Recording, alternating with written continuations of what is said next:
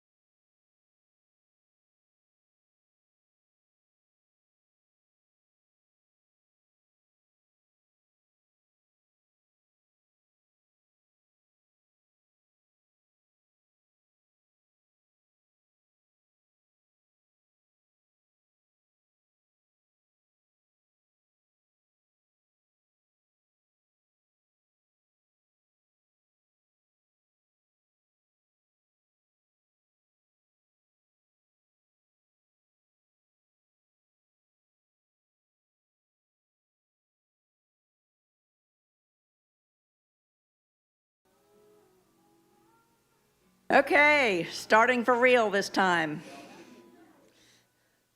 I am Jennifer Payton. I'm a member of the board, secretary of the board. I want to welcome everybody. If you are here for the first time, I want to especially welcome you and encourage you to go to our welcome desk outside. We have an email list that we'd be glad to put you on. We also have a private Facebook page if you want to do some social media. We're also on Instagram and Blue Sky. Not so much on TikTok yet, but you know. If this is not your first time, if you're one of our regulars, I want to thank you for being a part of our community. Your participation and your contributions make us what we are, and we are so glad that all of y'all are here. Today we have an open mic. So we have a sign-up sheet back there if you've not done that. Keep it clean. No political endorsements. But other than that, we'd love to hear what you have to say, what your thoughts, poetry, songs, whatever. So the other big thing we have going on today, if you missed my earlier announcement, is we do have a blood drive going on. They are taking walk-ins today. We've already had 8 folks give blood. Our goal is to have 15, but of course we're just happy to have however many can do it. So there's going to be a little swag that you get if you give blood, and there's also a chance for a raffle to get more swag.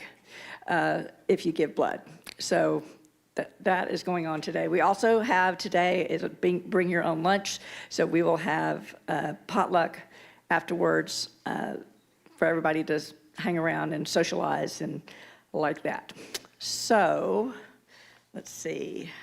I think that was all I have for initial announcements. Who do we have for our first? Tim is working the desk. Hold on, let me get the list.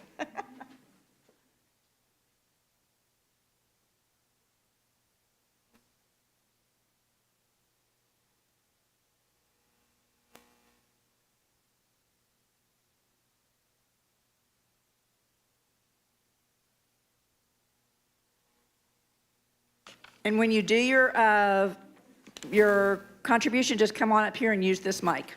So I think first up, Judy.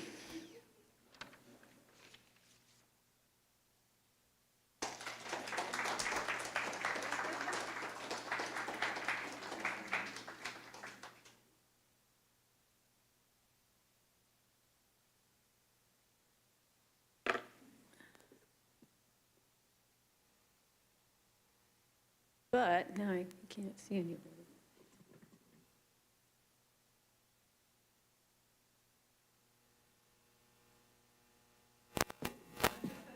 Yeah, I need a step stool. Okay, it's still going to be down there. All right, here, let's do this. Yay. Ah, okay, even better. Okay. My favorite poem when I was a kid was one that I found in Highlights magazine. And I've memorized it, and I just love it. Once when I was very young, I put a worm right on my tongue. I did not like the taste a bit. Of course, I didn't swallow it. My mother squirmed. She thinks I ate that worm.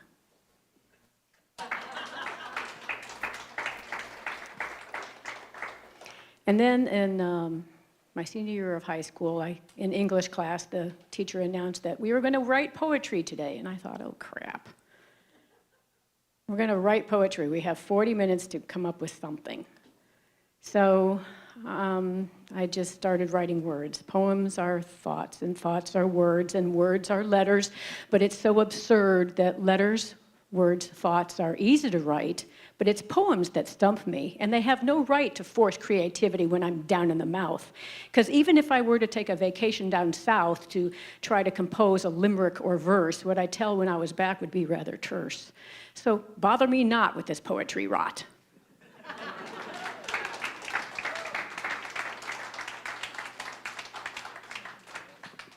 Paige.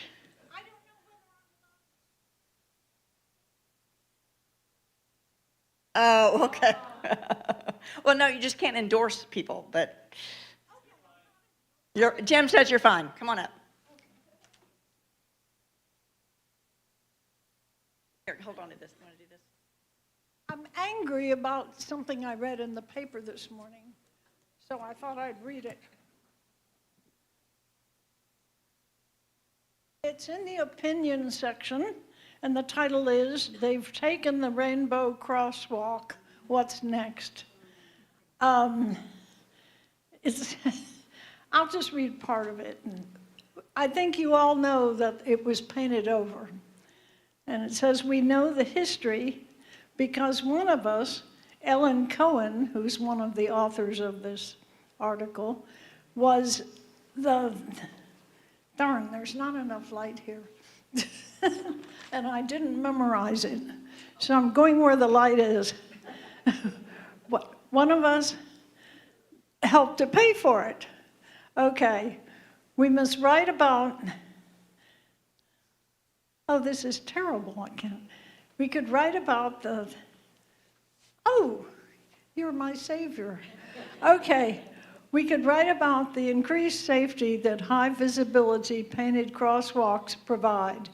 But that is such a basic common sense reality that we would prefer to use our voices to call attention to what lies at the core of Governor Greg Abbott. in order to remove this rainbow crosswalk and similar ones across Texas, an order for which, as far as we can tell, no one has been able to cite actual gubernatorial authority. The order came days after District C Rainbow Crosswalk was successfully restored after road construction. And remember, it was a memorial for Alex Hill, who was struck and killed in that intersection. This is yet another attempt by Abbott to trample on our and erase our history, and now divisive. It is only the latest bigoted effort modeled after President Donald Trump that brings us further down the dangerous slide into authoritarianism.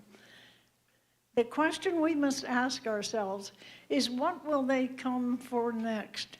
It is incumbent upon our city, the most diverse in the country, to say enough. We must join other Texas cities in standing up for local control and the safety of our community.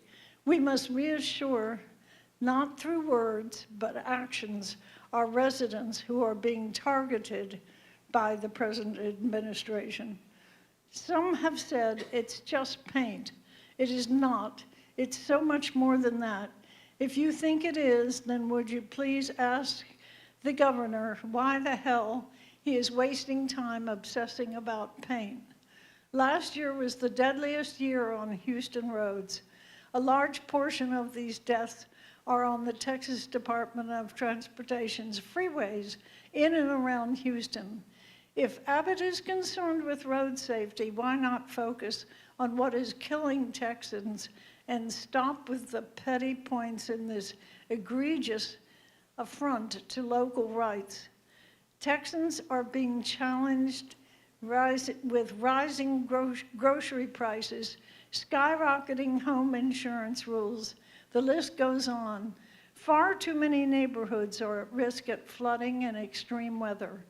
It's time Abbott and Trump stopped their assault on cities and focused on taking care of Texans.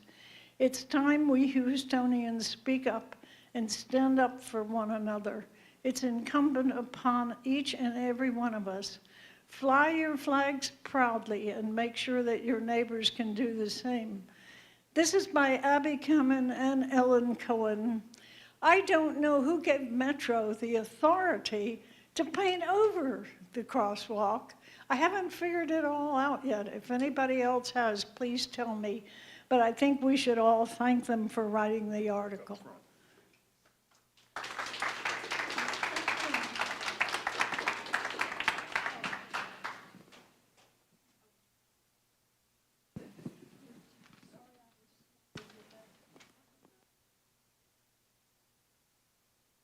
Thank you, Paige.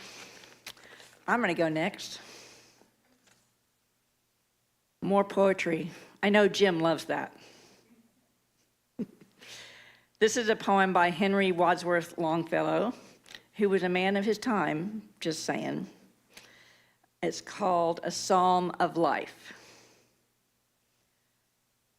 What the heart of the young man said to the psalmist. Tell me not in mournful numbers, life is but an empty dream, for the soul is dead that slumbers, and things are not what they seem. Life is real, life is earnest, and the grave is not its goal. Dust thou art, to dust returnest, was not spoken of the soul. Not enjoyment and not sorrow is our destined end or way, but to act that each tomorrow finds us farther than today. Art is long and time is fleeting, and our hearts, though stout and brave, still like muffled drums are beating funeral marches to the grave. In the world's broad field of battle, in the bivouac of life, be not like dumb, driven cattle. Be a hero in the strife. Trust no future, however pleasant. Let the dead past bury its dead. Act in the living present, heart within and God o'erhead. Lives of great men all remind us we can make our lives sublime, and darting leave behind us footprints on the sands of time. Footprints that perhaps another, sailing o'er life's solemn main, of forlorn and shipwrecked brothers, seeing, shall take heart again. Let us then be up and doing, with a heart for any fate, still achieving, still pursuing, learn to labor and to wait.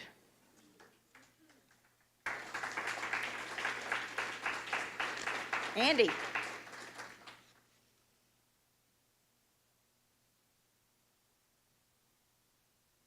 I think I've come to appreciate that there are those of us who get an open mic and we can't turn it down. I don't do poetry, I do essays, and I wanted to share an essay with you today.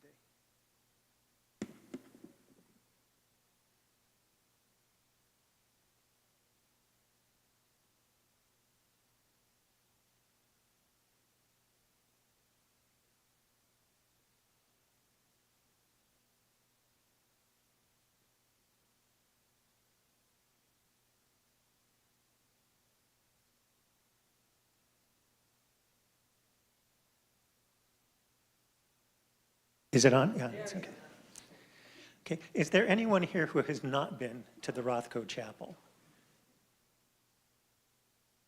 Okay, for those of you who haven't, it's definitely worth visiting, and it's just a few blocks from here, actually. Those who casually visit the Rothko Chapel are usually perplexed. Mark Rothko is one of the 20th century's most recognized painters, and the chapel and its contents one of his most important works, taking years to complete. Yet the results so austere, so strange, it's difficult for the rational scientific mind to make sense of it.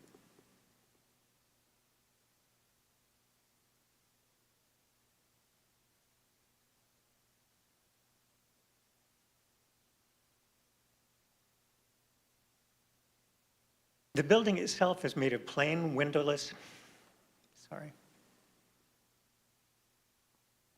The building itself is made of plain, windowless brick walls in the shape of a Greek cross. Upon entering, visitors find an octagonal interior as featureless as the exterior. 14 large paintings are affixed to the walls. All are black. Slight color variations can be seen, though viewers are left to ponder whether it's intentional or they're experiencing an optical illusion. If in fact two paintings appear to be a different black, but that it's a result of aging canvases or the angle at which the light's falling on them, or the natural variation that occurs when mixing paint.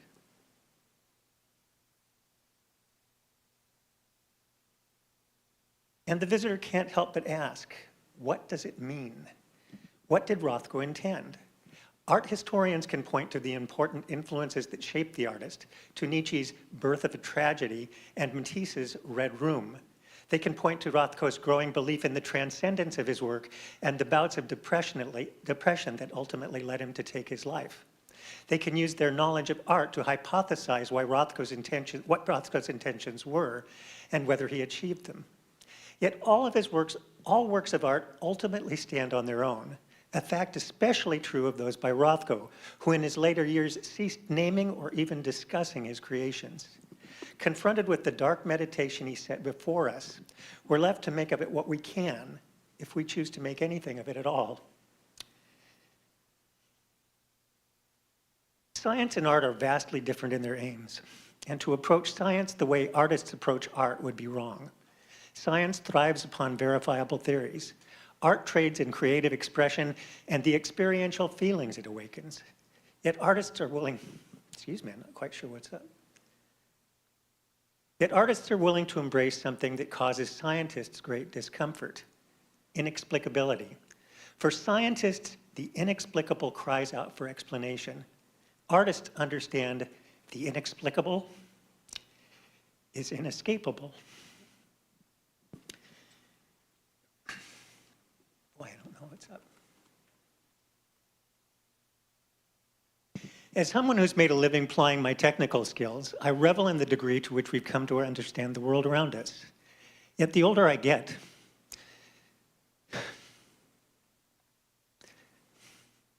the more I appreciate that, as extraordinary as it is, The 3 pounds of organic matter we call the human brain just isn't up to the task of knowing everything. In our natural drive to understand all that is, it's hard to step back and consider that perhaps some things are simply beyond comprehension. Wow. But like art historians viewing the work of the master, if we open ourselves to the possibility, who knows what we may see? At a minimum, we'll walk away a bit more humble for the effort.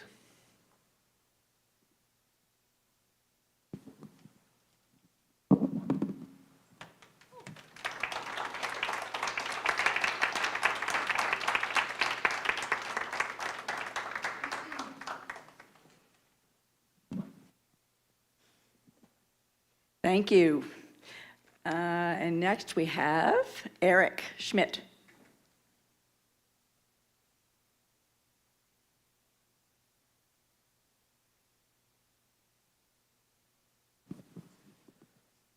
Hi.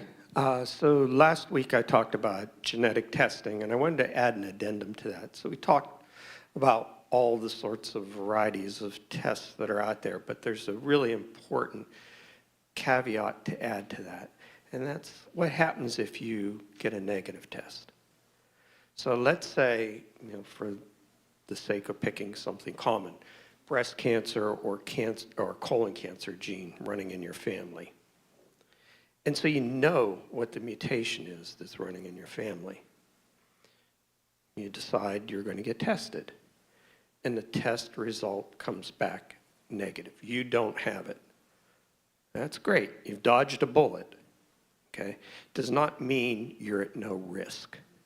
You've gone from being in a high-risk population to being in the general population risk. You still need to go through general population surveillance for cancers. There are other causes, let's say it's colon cancer. There are other causes of colon cancer out there besides the one that's running through your family. You can get a large panel of genes looked at to try and address that, but nothing's going to take your risk to zero.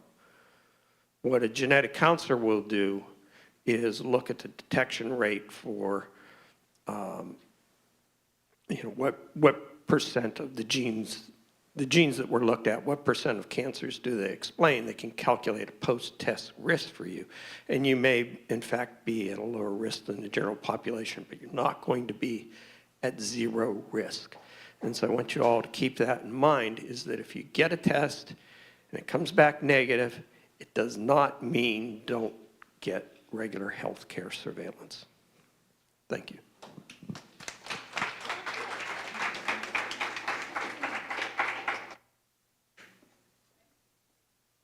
That's a very good reminder. And now I believe Judy has a song.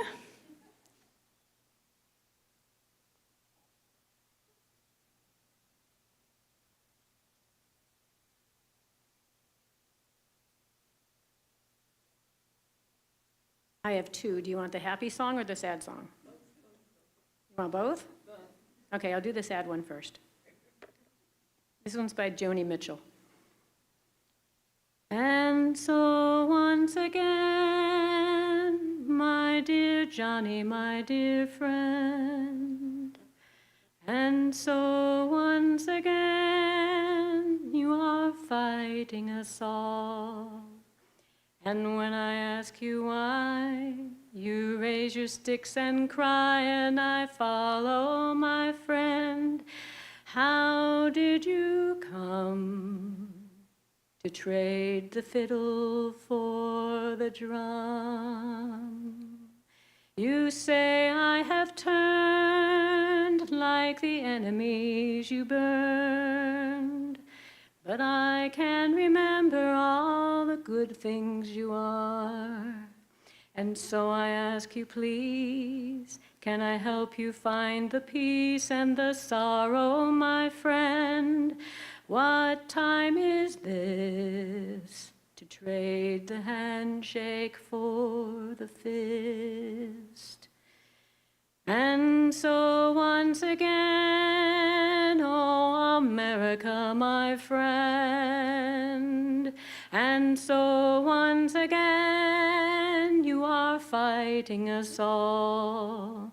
And when we ask you why, you raise your sticks and cry, and we follow, my friend. How did you come to trade the fiddle for the drum? You say we have turned like the enemies you burned, but we can remember all the good things you are.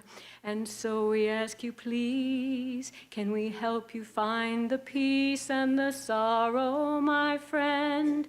We have all come to fear the beating of your drum.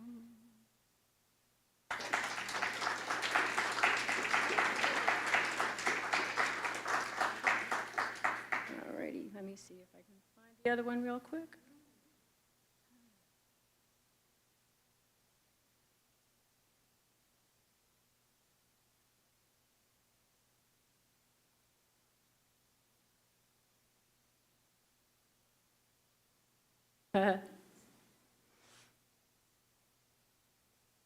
One I wanted to find. Okay, where is it?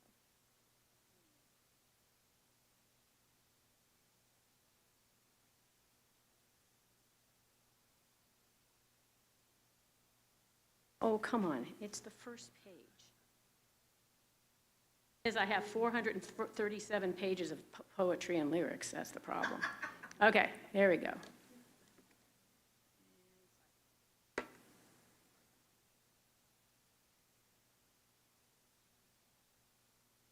Love will guide us, peace has tried us, hope inside us will lead the way on the road from greed to giving.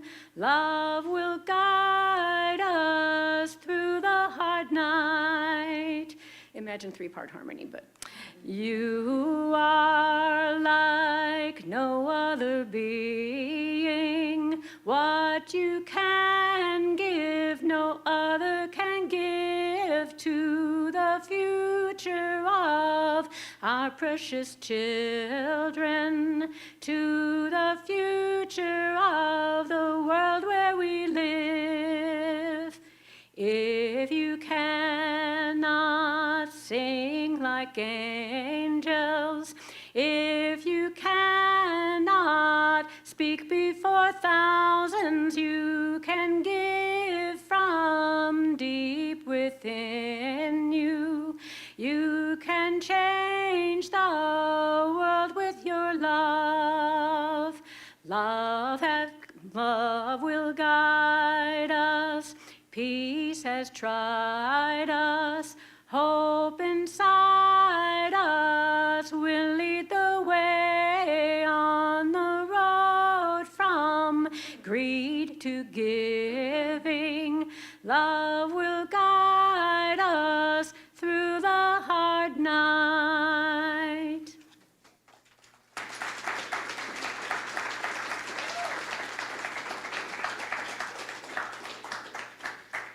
Another hidden talent from Judy Messina. Somebody else? You want to do something?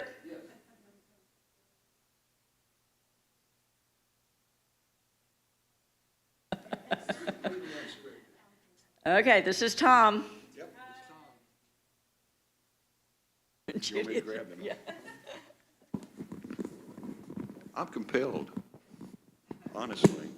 I heard on NPR this young man from, I believe he's from Kentucky, and he's in the state assembly or something. Anyway, he's a politician, and the young man, I'm not sure the correct terminology, but he's trans. Okay, I think this man would be impossible for someone to listen to and dislike, or think anything bad about this person. I honestly believe that this young man had more widespread, people listening to him.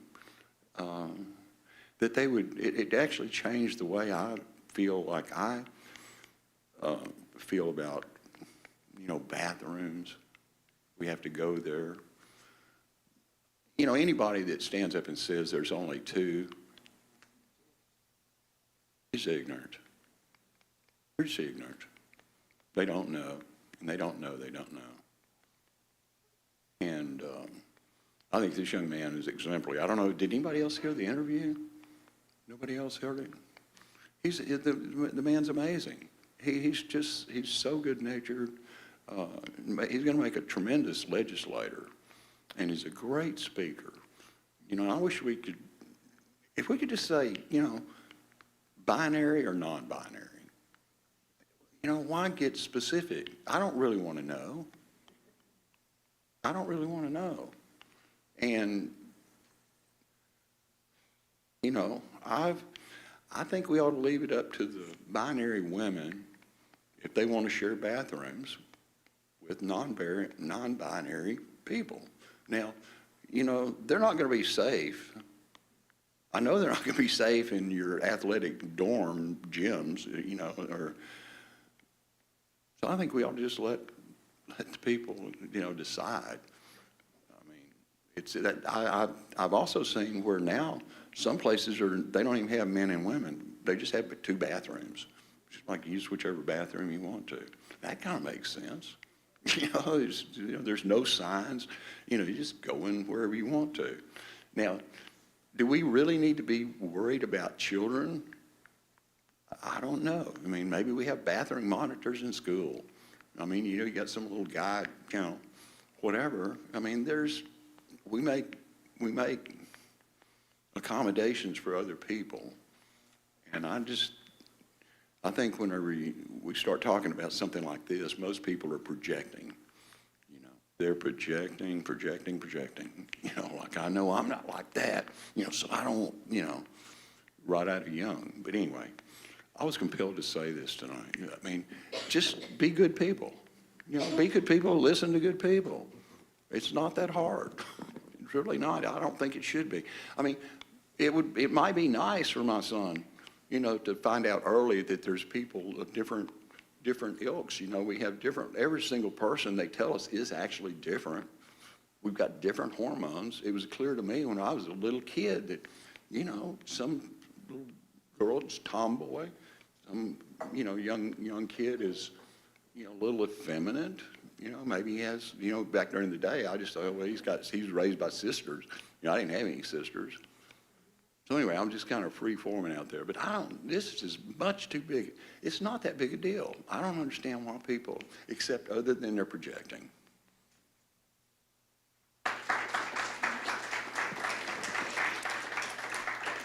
As you'll notice on our lovely sign, one of our core values is be accepting and be accepted.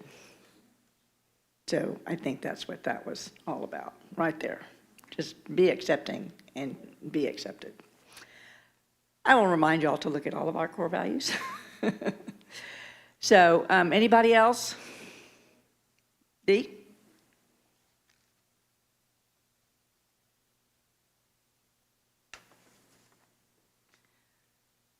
I'm going to read a Billy Collins poem. This was the first one that I read, and then I was hooked. And I was fortunate to hear him read this poem in Houston. By the way, he is a dog owner. The name of the poem is Another Reason Why I Don't Keep a Gun in the House. The neighbor's dog will not stop barking. He is barking the same high rhythmic bark that he barks every time they leave the house. They must switch him on their way out. The neighbor's dog will not stop barking. I close all the windows in the house and put on Beethoven's symphony full blast, but I can still hear him muffled under the music, barking, barking, barking. And now I can see him sitting in the orchestra, his head raised confidently as if Beethoven had included a part for barking dog. When the record finally ends, he is still barking, sitting there in the oboe section, barking, his eyes fixed on the conductor who is entreating him with his baton, while the other musicians listen in respectful silence to the famous barking dog solo, that endless coda that first established Beethoven as an innovative genius. I don't think I mentioned, he is the U.S. Poet Laureate 2001 to 2003. He's very accessible if you're not, or you think you're not fond of poetry. He's very easy to enjoy. So thank you.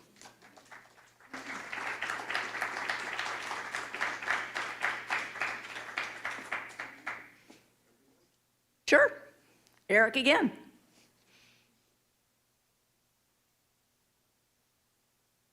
All right, you'll find this out of character because I'm going to read you a poem. I always talk about science, but there's a science tie-in. I think this is this was my favorite poem as a kid. And when I grew up, I realized, well, it's a pretty good analogy to quantum mechanics. The poem is by A.A. Milne. It's halfway down. Halfway down the stairs is the stair where I sit. There isn't any other stair quite like it. It's not at the bottom, it's not at the top, so this is the stair where I always stop. Halfway up the stairs isn't up and isn't down. It isn't in the nursery, it isn't in the town. And all sorts of funny thoughts run around my head. It isn't really anywhere, it's somewhere else instead.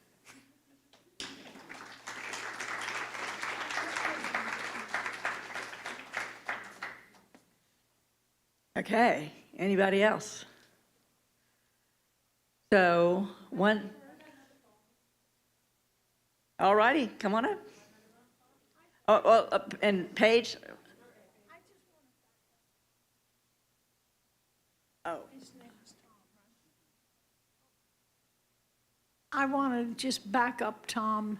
I took a trip about 20 years ago to Ecuador with a birding friend of mine, and we were down in the Amazon at a tourist camp where everybody had a little hut with no bathrooms, and then in the middle was one big bathroom for everybody. And the only other people staying there were some Catholic priests they were from Ireland, and they had come to work to be priests in Quito, and they had never seen the Amazon, so the owner had invited them to come down and stay and perhaps perform some belated baptisms and things like that. And so in the morning, you go to the central wash house, and they have some cubicles for showers and some cubicles for toilets, and then an open line of sinks. And so I found myself brushing my teeth next to Catholic priests every morning, which was unusual for me. And no harm occurred to me. There's absolutely nothing wrong with it.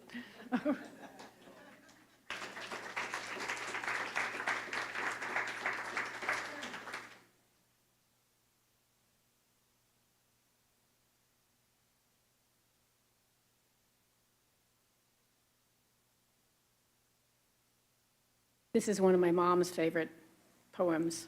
My mother's right there. Hey, Mom. Barbara. Have you ever heard of Sherman Alexie? He's a Native American. This is his famous poem called Giving Blood. I need money for the taxi cab ride home to the reservation, and I need a taxi because all the Indians left this city last night while I was sleeping and forgot to tell me. So I walk on down to the blood bank with a coupon that guarantees me $20 a pint. And I figure I can stand to lose 3 or 4 pints, but the white nurse says, no, you can only give up 1 pint at a time.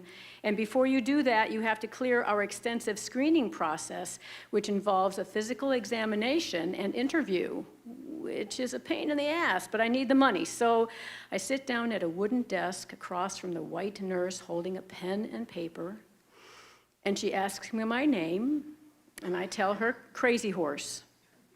And she asks my birth date, and I tell her it was probably June 25th in 1876. And then she asks my ethnic origin, and I tell her I'm an Indian or Native American, depending on your view of historical accuracy. And she asks me my religious preference, and I tell her I prefer to keep my religion entirely independent of my economic activities. And then she asks me how many sexual partners I've had, and I say 1 or 2, depending on your definition of what I did to Custer. And then she puts aside her pen and paper and gives me the most important question. She asks me if I still have enough heart, and I tell her I don't know. It's been a long time, but I'd like to give it a try. And then she smiles and turns to her computer, punches in my name and vital information, and we wait together for the results until the computer prints out a sheet of statistics.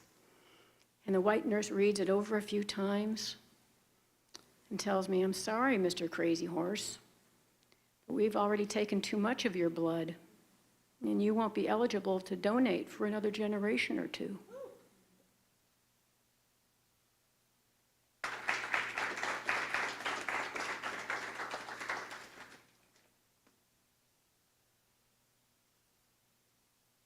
Well, I hope our blood van is not quite that intrusive this time. Kelly is shaking her head. No, they are not. But that's a great poem. Anybody else? I'm sorry, tell me your name. Frankie. Yes, I know. I should know his name. Sorry, Frankie. Thank you. Hi, my name's Frankie. Good morning, everyone. I'm spectacularly bad at performance, and I don't sing, and I don't dance, and I don't write poetry. But I'm from England, so we have a guy called William Shakespeare that we rely on. So, thank you very much. You too. I'm going to do Scene 5, Act 5 from Macbeth. Apologies. It's not light-hearted, but it's deep. To set the scene, this is towards the second half of the play. So Macbeth and his wife, by very nefarious means, have risen up the social ranks from nobody to King and Queen Macbeth. And Macbeth is on the stage, and a messenger comes on and says, "The Queen, my lord, is dead." Tomorrow and tomorrow and tomorrow creeps in this petty pace from day to day, to the last syllable of recorded time, and all our yesterdays have lightened falls the way to dusty death. Out, out, brief candle. Life is but a walking shadow, a poor player that struts and frets his hour upon the stage, and then is heard no more. This is a tale full of sound and fury, signifying nothing. Thank you.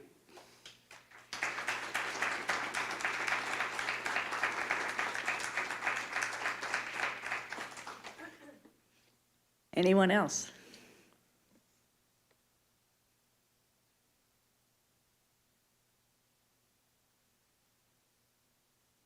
And what's your name? Brittany, welcome. Hi, everybody.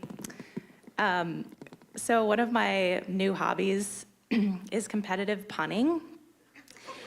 And I wrote a speech for the next event of competitive punning, so this is going to be really silly.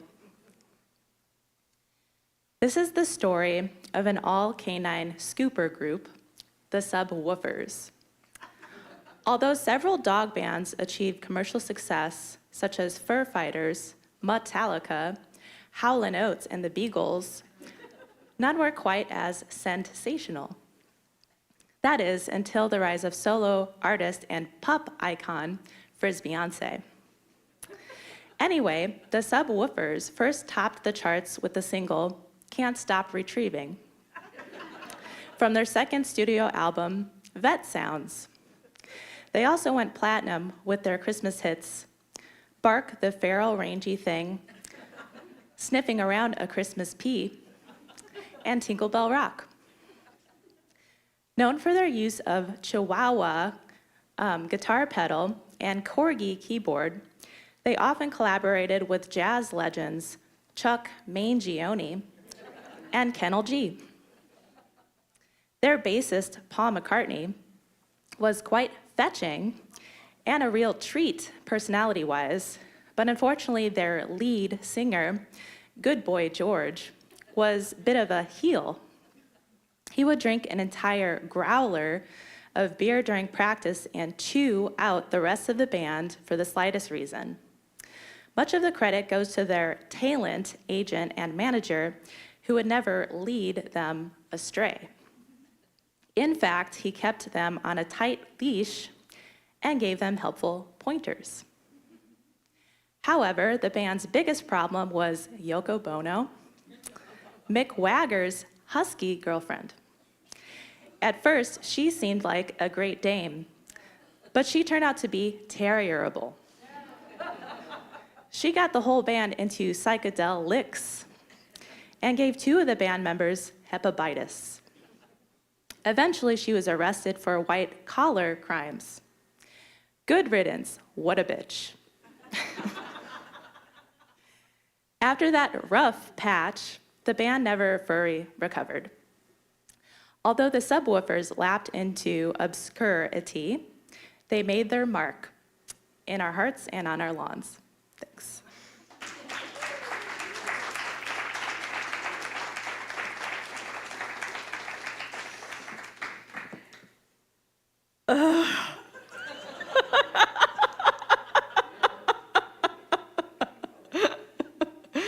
Great talent. Oh my gosh.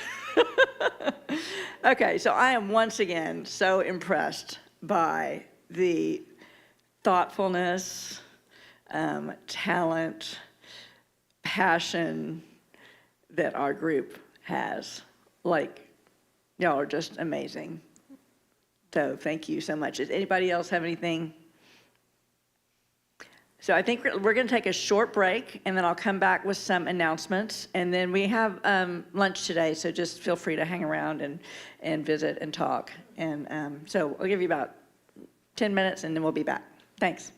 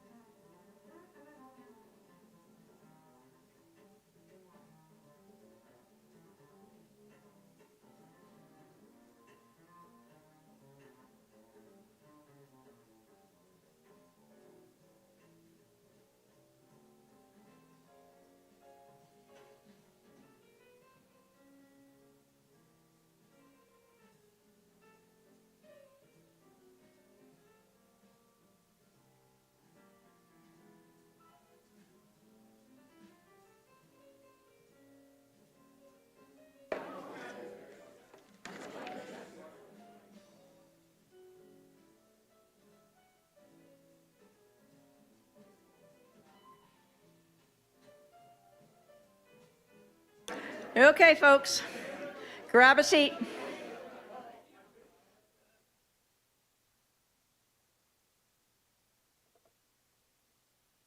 You're gonna make me go get my xylophone?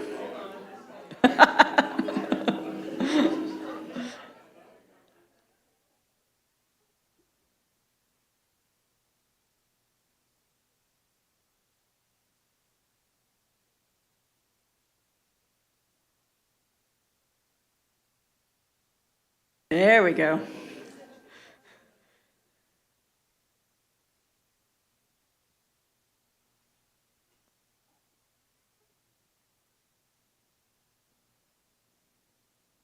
All righty, so some quick announcements.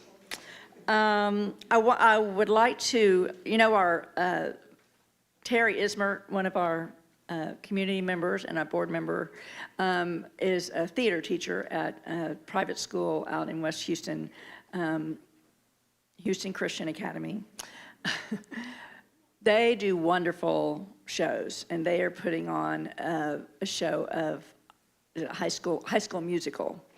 So there's a little flyer about it on the desk out there if you're interested in going to see a high school production of a high school musical. Several of our folks have gone to her shows before, and so they're just really wonderful, well worth your time.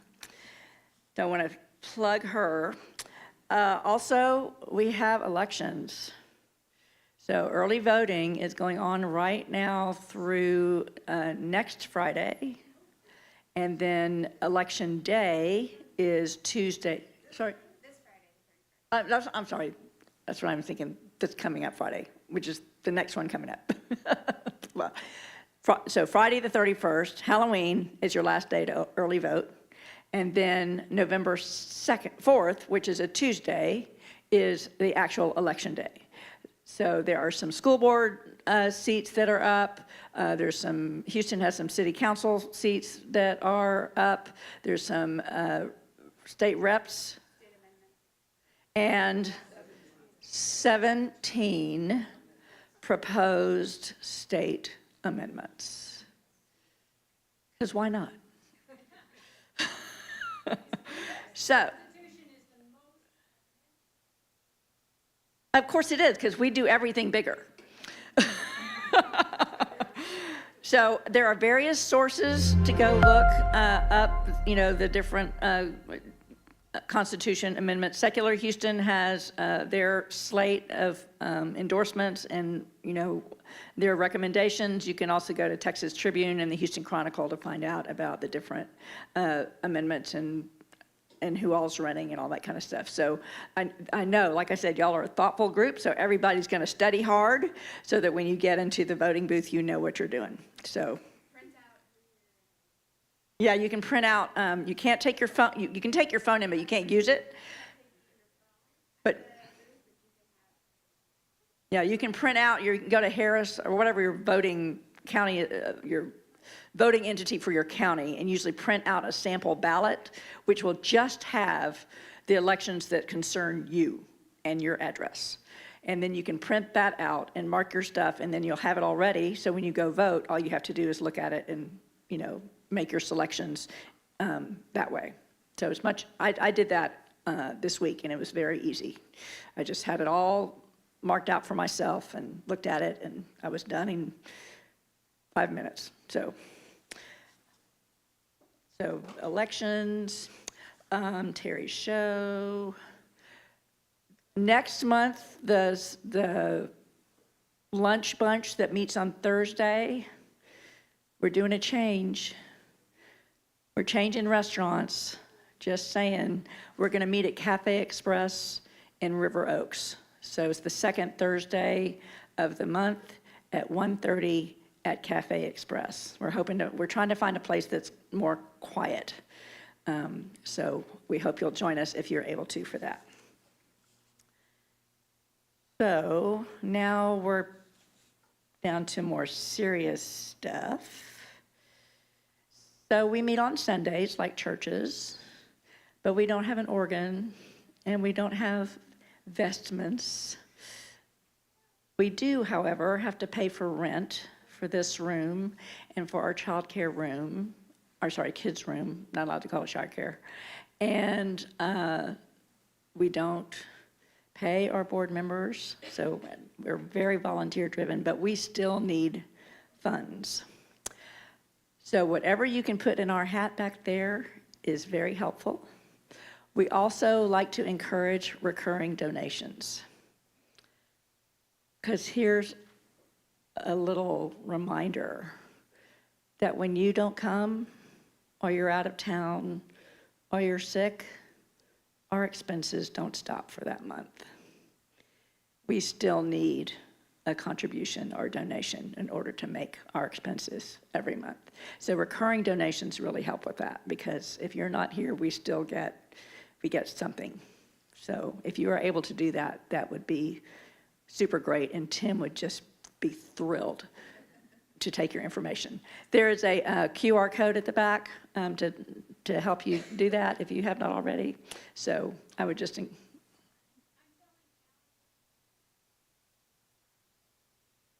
Ooh, thank you. Did you hear that? Judy's selling calendars, and she's going to give us a piece.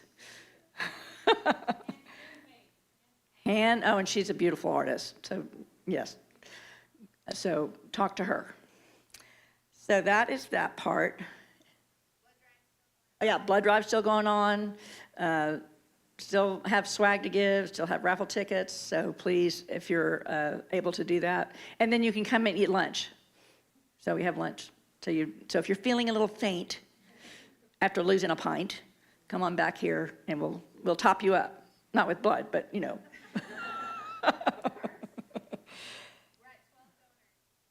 Yay, great. Okay.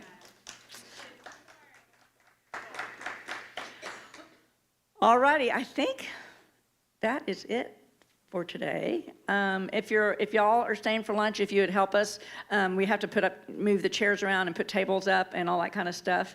If you have to scoot on out, we hope to see you again, and we'll see you soon. All right, let's get ready for lunch.